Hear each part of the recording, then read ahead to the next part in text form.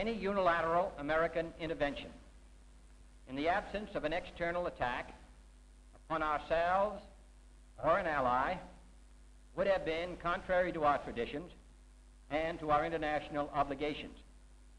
But let the record show that our restraint is not inexhaustible. Should it ever appear that the inter-American doctrine of non-interference merely conceals or excuses a policy of non-action, if the nations of this hemisphere should fail to meet their commitments against outside communist penetration, then I want it clearly understood that this government will not hesitate in meeting its primary obligations, which are to the security of our nation. Should that time ever come, we do not intend to be lectured on intervention by those whose character was stamped for all time on the bloody streets of Budapest. It is clear that the forces of communism are not to be underestimated in Cuba or anywhere else in the world. The advantages of a police state, its use of mass terror and arrest to prevent the spread of free dissent, cannot be overlooked by those who expect the fall of every fanatic tyrant. If the self-discipline of the free cannot match the iron discipline of the mailed fist in economic, political, scientific, and all the other kinds of struggle, as well as the military, then the peril of freedom will continue to rise.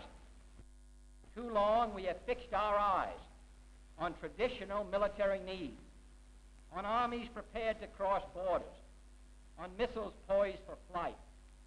Now it should be clear that this is no longer enough, that our security may be lost piece by piece, country by country, without the firing of a single missile or the crossing of a single border. We intend to profit from this lesson. We intend to re-examine and reorient our forces of all kinds, our tactics, and our institutions here in this community. We intend to intensify our efforts for a struggle in many ways more difficult than war, where disappointment will often accompany us. For I am convinced that we in this country and in the free world possess the necessary resources and the skill and the added strength that comes from a belief in the freedom of man. And I am equally convinced that history will record the fact that this bitter struggle reached its climax in the late 1950s and the early 1960s. Let me then make clear, as the President of the United States, that I am determined upon our system's survival and success, regardless of the cost and regardless of the peril.